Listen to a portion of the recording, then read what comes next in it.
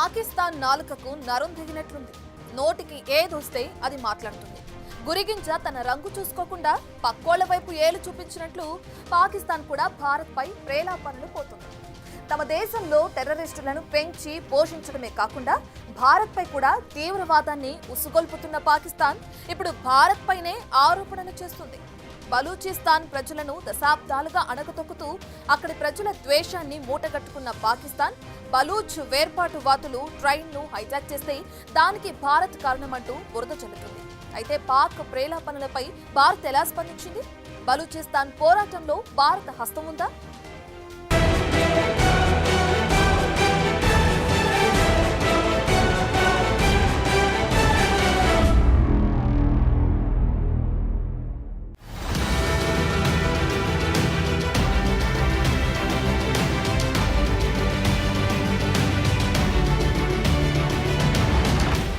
పాకిస్తాన్ పేరు వింటేనే ప్రపంచవ్యాప్తంగా గుర్తించే మొదటి అంశం తీవ్రవాదం. ఆ దేశ బార్డర్లో ఆర్మీ ట్రూపుల కంటే ఎక్కువగా టెర్రరిస్టుల టెంట్లు కనిపిస్తాయనటంలో సందేహం లేదు. పాకిస్తాన్ ఆర్మీ శిక్షణ శిబిరాల్లోనే తీవ్రవాదులకు ట్రైనింగ్ ఇస్తారనే ఆరోపణలు అంతర్జాతీయంగా ఉన్నాయి. కశ్మీర్ నుంచి ఆఫ్ఘనిస్తాన్, ఇరాన్ వంటి దేశాల్లో పాకిస్తాన్ పెంచి పోషించిన టెర్రరిస్టుల కార్యకలాపాలు తీవ్రంగా నడుస్తుంటాయి. పాకిస్తాన్ టెర్రరిజంపై అంతర్జాతీయ వేదికలపై అంతా దుమ్మెత్తిపోసిన సందర్భాలు ఎన్నో. పాకిస్తాన్ను ఆదుకున్న అమెరికా, చైనా వంటి దేశాల పర్యాటకుల్ని కూడా పాక్ టెర్రరిస్టులు టార్గెట్ చేయడం ఎన్నోసార్లు జరిగింది. ఇక కశ్మీర్లో పాకిస్తాన్ టెర్రరిస్టులు చేసే బీభత్సం వర్ణనాతీతం. పసిపిల్లల్ని తీసుకెళ్లి భారత్కు వ్యతిరేకంగా ఉగ్రవాదులుగా తీర్చిదిద్దటంలో పాక్ పాత్ర కీలకంగా ఉంటుంది. భారత్లో జరిగిన తీవ్రవాద దాడుల్లో కనిపించే ప్రతి ఉగ్రవాదిలో పాకిస్తాన్ ప్రేరేపించే తీవ్రవాద భావాలు బలంగా ఉంటాయి. ఇలా చెప్పుకుంటూ పోతే చాంతాడంత ఉండే పాకిస్తాన్ టెర్రరిజం చరిత్ర ప్రపంచవ్యాప్తంగా అందరికీ తెలిసిందే. కానీ పాకిస్తాన్ మాత్రం అసలు టెర్రరిజం పేరు వినటమే ఫస్ట్ టైం అన్నట్లు డ్రామాలు చేస్తుంది. తాజాగా ఈ డ్రామాను పీక్స్ కు తీసుకెళ్లింది. పాకిస్తాన్ మోసం చేసి ఆక్రమించుకున్న బలూచిస్తాన్లో ట్రైన్ హైజాక్ అయి అందులో భారత్ హస్తం ఉందంటూ నిస్సిగ్గుగా అబద్ధాలు చెప్తోంది.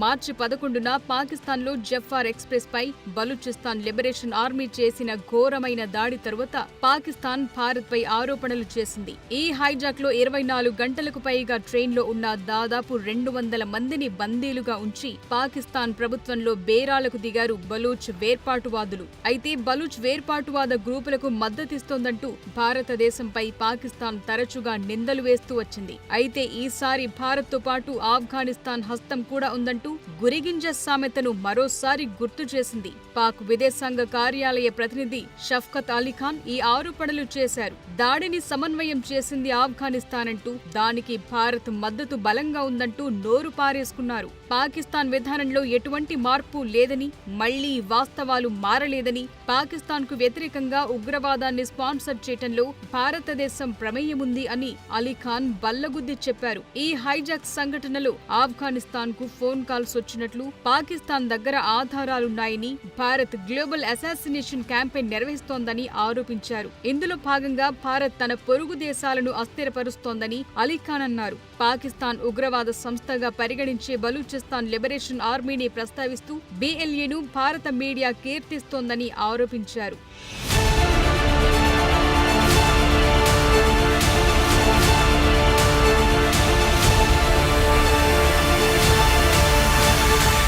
అయితే భారత్ ఉగ్రవాదాన్ని ప్రోత్సహిస్తుందని పాకిస్తాన్ చేసిన ఆరోపణలను భారతదేశం తీవ్రంగా తిరస్కరించింది. ప్రపంచ ఉగ్రవాదానికి నిజమైన కేంద్రం ఎక్కడుందో ప్రపంచానికి బాగా తెలుసని భారత విదేశాంగ శాఖ ఎద్దేవా చేసింది. పాకిస్తాన్ చేసిన నిరాధారమైన ఆరోపణలను కొట్టిపారేస్తూ విదేశాంగ మంత్రిత్వ శాఖ ప్రతినిధి రణధీర్ జైస్వాల్ వివరణ ఇచ్చారు. పాకిస్తాన్ తన అంతర్గత సమస్యలు, వైఫల్యాలకు ఎదుటివారిపై వేళ్లు చూపించి నిందలు వేయటానికి బదులుగా తమ దేశంలో లోపల ఏం జరుగుతుందో గుర్తించాలని హెచ్చరించారు. క్రాస్ బోర్డర్ టెర్రరిజాన్ని పెంచి పోషిస్తోంది పాకిస్తాన్ అని, దాన్ని అరికట్టడానికి పాకిస్తాన్ ప్రయత్నిస్తే బాగుంటుందని హితవు పలికారు.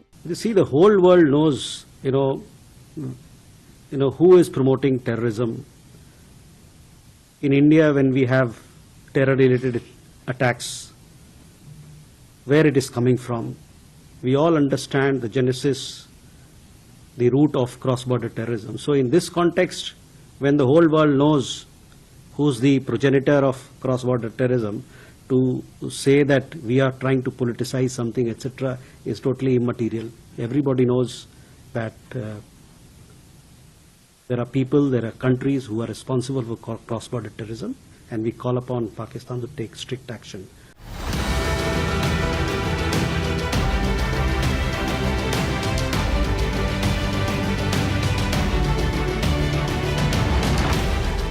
మరోవైపు జఫార్ ఎక్స్ప్రెస్ హైజాక్ విషయంలో ఆఫ్ఘనిస్తాన్ బాధ్యత వహించాలని పాకిస్తాన్ ప్రతినిధి పిలుపునిచ్చారు. ట్రైన్పై దాడి చేసిన వారు సంఘటన అంతటా ఆఫ్ఘనిస్తాన్ ఆధారిత ప్రణాళిక జరిగిందని, బలూచిస్తాన్ వేర్పాటువాద గ్రూపులతో ఆఫ్ఘాన్ ప్రత్యక్ష సంబంధంలో ఉన్నారని ఆరోపించారు. పాకిస్తాన్ను లక్ష్యంగా చేసుకున్న ఉగ్రవాద గ్రూపులు ఆఫ్ఘనిస్తాన్ భూభాగాన్ని ఉపయోగించకుండా తాలిబాన్ ప్రభుత్వం చూసుకోవాలని కాబూల్ను కోరారు. ఖండించదగిన ఈ ఉగ్రవాద చర్యకు పాల్పడిన వారు, దాని నిర్వాహకులు, దానికి ఆర్థిక సహాయం చేసేవారే ఈ చర్యకు జవాబుదారీగా ఉండాలని అన్నారు. ఉగ్రవాదానికి నిజమైన స్పాన్సర్లతో సహా ఈ దాడికి సంబంధించిన వారందరినీ చట్టం ముందు నిలబెట్టడానికి పాకిస్తాన్ ప్రభుత్వంతో సహకరించాలని పాకిస్తాన్ ప్రతినిధి ఆఫ్ఘనిస్తాన్ను కోరారు. అయితే తాలిబాన్లు కూడా పాకిస్తాన్ వాదనలను వెంటనే తిరస్కరించారు. ఆఫ్ఘనిస్తాన్ విదేశాంగ మంత్రిత్వ శాఖ ప్రతినిధి అబ్దుల్ కహార్ బాల్కీ మాట్లాడుతూ బలూచ్ వేర్పాటువాదుల చర్యలు ఆఫ్ఘనిస్తాన్కు ఎటువంటి ప్రమేయం లేదని పేర్కొన్నారు.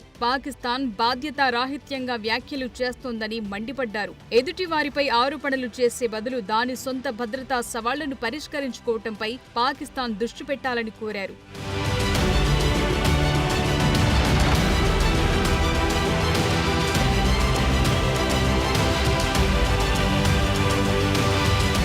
అయితే ఉగ్రవాదానికి సంబంధించిన ఆరోపణలు మాత్రమే కాకుండా ఈ సందర్భంగా ఆఫ్ఘాన్ సిటిజన్ కార్డ్ హోల్డర్లపై పాకిస్తాన్ తన వైఖరిని మరోసారి వెల్లడించింది. మార్చి 31న ఆఫ్ఘాన్ సిటిజన్ కార్డ్ హోల్డర్ల నిష్క్రమణ గడువులో ఎలాంటి మార్పులు లేవని ధృవీకరించింది. ఆఫ్ఘాన్ సిటిజన్ కార్డ్స్ విషయంలో మాకు ప్రత్యేక నిబంధన ఉందని, వారికి కొంతలో కొంత సడలింపు కూడా ఇచ్చామని, వారికి పాకిస్తాన్లో ఉండటానికి అనుమతించడం ద్వారా పాకిస్తాన్ ప్రభుత్వం దయార్థ హృదయం తెలుస్తుందని అన్నారు. అయితే వాళ్లు ఉండటానికి ఇకపై అనుమతి లేదని, ఆఫ్ఘాన్ సిటిజన్ కార్డు ఉన్నవాళ్లు మార్చి 31 నాటికి దేశం విడిచి వెళ్లాలని ప్రభుత్వం నిర్ణయించినట్లు చెప్పారు. అంతేకాక వాళ్లంతా పాకిస్తాన్లో అక్రమ నివాసితులుగా పరిగణించబడతారని, ఇంకా ఇక్కడే ఉంటే చట్టం తన పని తాను చేసుకుంటుంది అని పాక్ ప్రతినిధి అలీఖాన్ అన్నారు.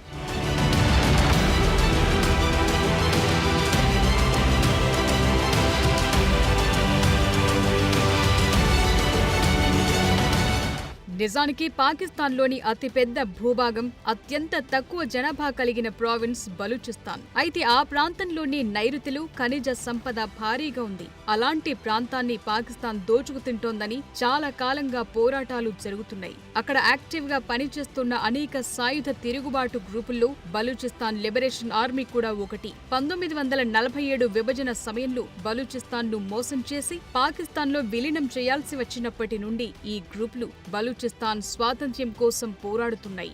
ఆ ప్రాంత ప్రజలు వనరుల భద్రతతో పాటు చైనా నిధులతో అక్కడ నిర్మిస్తోన్న మౌలిక సదుపాయాలను లక్ష్యంగా చేసుకుని బలూచ్ తిరుగుబాటుదారులు మరింత దూకుడుగా వ్యవహరిస్తున్నారు. దీంతో గత కొన్ని నెలలుగా ఆ ప్రాంతంలో హింస పెరిగింది. బలూచిస్తాన్లో బిఎల్ఏకి చెందిన దళాలు వందలాది మంది బలవంతంగా అదృశ్యం కావటం కూడా జరిగింది. ఈ పరిస్థితి పాకిస్తాన్ ప్రభుత్వంపై స్థానికుల అసంతృప్తిని మరింత పెంచింది. దశాబ్దాలుగా నడుస్తున్న వేర్పాటువాద పోరాటంలో మరోసారి ఈ తాజా హింస చెలరేగింది.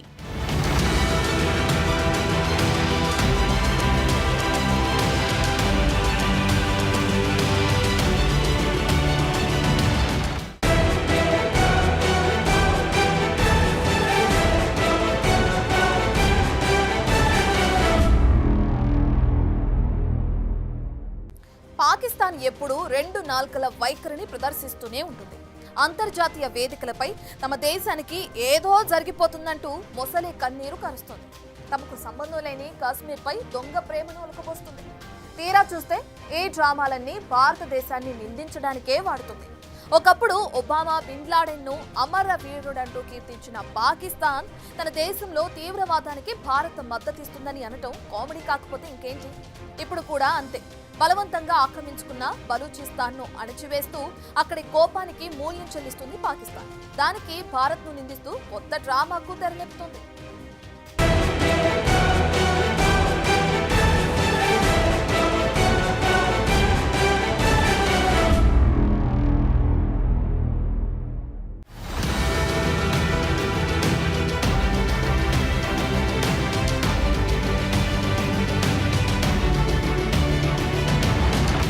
ఇప్పుడే కాదు, ఎప్పుడూ పాకిస్తాన్ తన తప్పులను గుర్తించలేదు. తన వైఫల్యాలకు బాధ్యత వహించకపోగా, తమ దేశంలో జరుగుతున్న ఉగ్రవాదాన్ని అరికట్టకపోగా, దానికి పొరుగు దేశమైన భారత్ నుండి సహాయం పొందుతున్న ఆఫ్ఘనిస్తాన్ను నిందించడం పాకిస్తాన్కు ఒక అలవాటుగా మారింది. భారత్పై ఎదురుదాడి చేయడం ఇదేమీ మొదటిసారి కాదు. గతంలో యూరీ దాడి జరిగిన మరుసటి నాడి కాశ్మీర్లో 10 మంది ఉగ్రవాదులు చొరబాటికి విశ్వ ప్రయత్నాలు చేయడం, వారు కూడా భద్రతా దళాలతో హోరాహోరీగా యుద్ధం చేయడం, పాక్ సైన్యాధ్యక్షుడు రక్షణ మంత్రి భారత్పై అణుబాంబులు ప్రయోగిస్తామని బెదిరించడం, తర్వాత ఐక్యరాజ్య సమితిలు పాకిస్తాన్ ప్రేలాపనలు ఇవన్నీ ఒక ప్లాన్ ప్రకారం జరిగాయి. ఈ వ్యూహంలో భాగంగా ఒకదాని తర్వాత ఒకటి వరుసగా జరిగిన పరిణామాలన్నీ కలిపి చూసినప్పుడు అనుమానాలు నిజమని అర్థమవుతాయి. నిజానికి పాకిస్తాన్లో అంతర్గతంగా సమస్యలు పెరిగినప్పుడల్లా వాటిపై నుంచి ప్రజల దృష్టి మళ్లించడానికి పాక్ ప్రభుత్వం ఇటువంటి ఎత్తుగడని అమలు చేస్తుంది.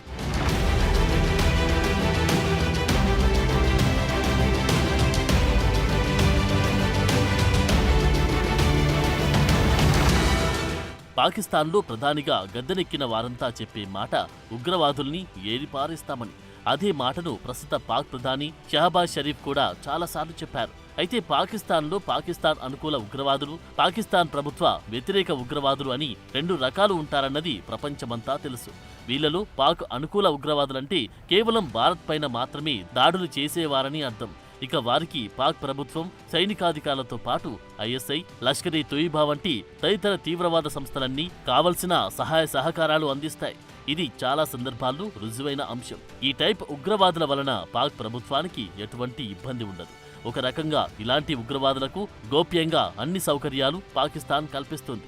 ఇకపోతే రెండో రకం ఉగ్రవాద గ్రూపులు పాక్ ప్రభుత్వాన్ని వ్యతిరేకించేవారు. అంటే పాకిస్తాన్ ప్రభుత్వ కార్యక్రమాలపై ఆత్మాహుతి దాడులు చేయడం, పాకిస్తాన్ వ్యతిరేక గ్రూపులతో సంబంధాలు పెట్టుకోవడం, పాకిస్తాన్లో ఎన్నికలు లేకుండా పూర్తిస్థాయి ఇస్లామిక్ స్టేట్గా రూపొందించడం వీరి లక్ష్యం.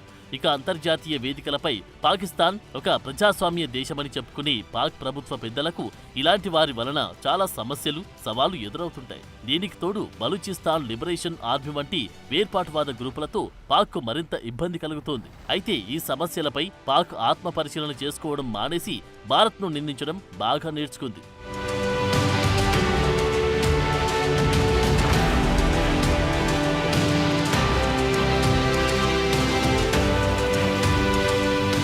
ఇటీవలి కాలంలో పాకిస్తాన్లో పాక్ ప్రభుత్వ వ్యతిరేక ఉగ్రవాదులు వరుసగా దాడులు చేస్తున్నారు. వందలాది మంది పాక్ ప్రజల ప్రాణాలు తీసుకున్నారు.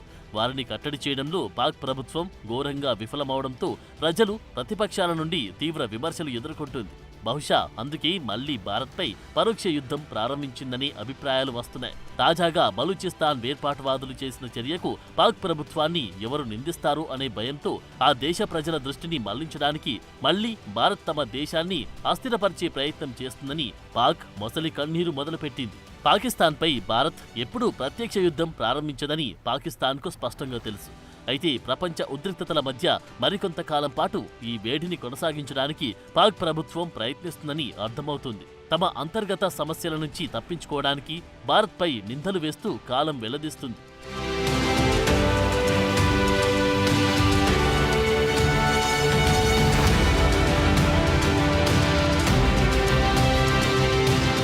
పాకిస్తాన్ ఎంత ఉగ్రవాదాన్ని పెంచి పోషిస్తుందో ఇక్కడ ఒక ఉదాహరణ చెప్పాలి. అంతర్జాతీయ ఉగ్రవాదిగా గుర్తింపు పొందిన ఒసామా బిన్ లాడెన్ను అమరవీరుడంటూ పాకిస్తాన్ మాజీ ప్రధాని ఇమ్రాన్ ఖాన్ ఒకప్పుడు కీర్తించారు. పాకిస్తాన్ పార్లమెంట్లో ప్రసంగించిన ఇమ్రాన్ ఖాన్ ఒసామా బిన్ లాడెన్ను చంపేందుకు అమెరికా బలగాలు పాక్లో చేపట్టిన ఆపరేషన్ను ప్రస్తావించారు. పాకిస్తాన్కు సమాచారం ఇవ్వకుండానే ఇక్కడి గగనతలంలో అడుగుపెట్టి బిన్ లాడెన్ను చంపి అమరుడిని చేశారని వ్యాఖ్యానించారు. ఆ సందర్భంలో పాకిస్తాన్ చాలా ఇబ్బంది పడిందని కూడా ఇమ్రాన్ పేర్కొన్నారు. అయితే ఆ వీడియో సామాజిక మాధ్యమాల్లో వైరల్గా మారడంతో పాకిస్తాన్పై అంతర్జాతీయంగా తీవ్ర విమర్శలు వ్యక్తమయ్యాయి. అయితే పాకిస్తాన్ ప్రభుత్వంలోని ఇతర నేతలు వెంటనే తేలుకొని ప్రధాని ఇమ్రాన్ ఖాన్ నోరు జారి అలా వ్యాఖ్యానించారంటూ వివరణ ఇచ్చుకోవాల్సి వచ్చింది. ఈ ఒక్క ఉదాహరణతో పాకిస్తాన్ తీవ్రవాదుల్ని ఎలా సెలబ్రేట్ చేస్తుందో అర్థం చేసుకోవచ్చు.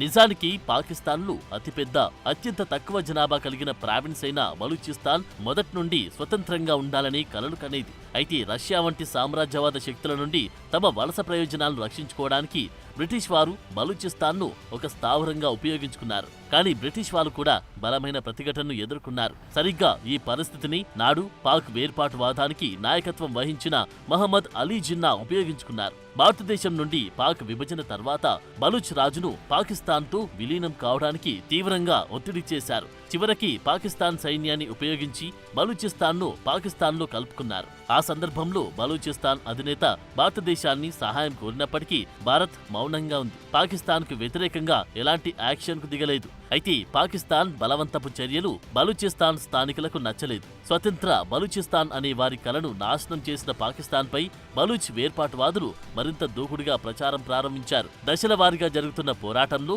తాజాగా ట్రైన్ హైజాక్ చోటు చేసుకుంది.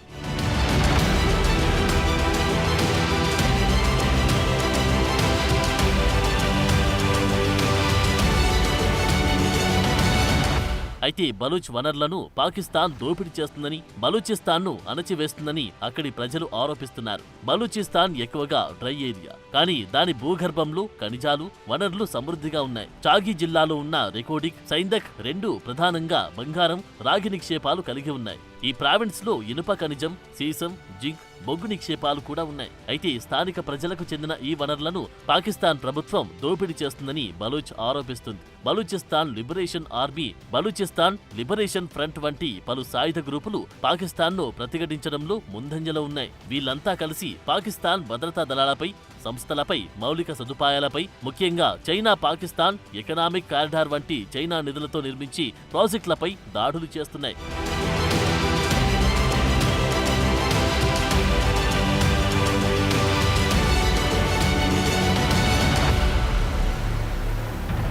సో ఈ అస్థిరత వల్ల చైనా భయపడుతుందని బలూచ్ వేర్పాటువాదులు గ్రహించారు. దీంతో తమ డిమాండ్లను అంగీకరించమని పాకిస్తాన్పై ఒత్తిడి తెచ్చే చర్యలు చేపట్టారు. ఇందులో భాగంగానే పాకిస్తాన్ జైల్లో మగ్గుతున్న బలూచిస్తాన్ ఉద్యమకారుల్ని వెంటనే విడుదల చేసి తమకు అప్పగించాలని డిమాండ్ చేస్తూ జఫార్ ఎక్స్ప్రెస్ ను హైజాక్ చేసి హింసను సృష్టించారు. అలాగే గత కొన్ని సంవత్సరాలుగా బలూచిస్తాన్లో మానవ హక్కుల ఉల్లంఘనలు కూడా ఈ వివాదాన్ని ఇంత తీవ్రతరం చేశాయి. పాకిస్తాన్ దళాలు తమ ఉద్యమాన్ని అణచివేయడానికి వందలాది మంది కార్యకర్తలు, పౌరులను బలవంతంగా అదృశ్యం చేశారని బలూచ్ ఆరోపిస్తోంది. ఈ కోపం, అసహనం నుండి పుట్టిందే ఈ హింసాత్మక చర్య. దీన్ని గ్రహించకపోతే భారత్ను నిందిస్తూ పబ్బం గడుపుకుంటున్న పాకిస్తాన్ తన బుద్ధిని ఇప్పటికైనా మార్చుకుంటుందో లేదో చూడాలి.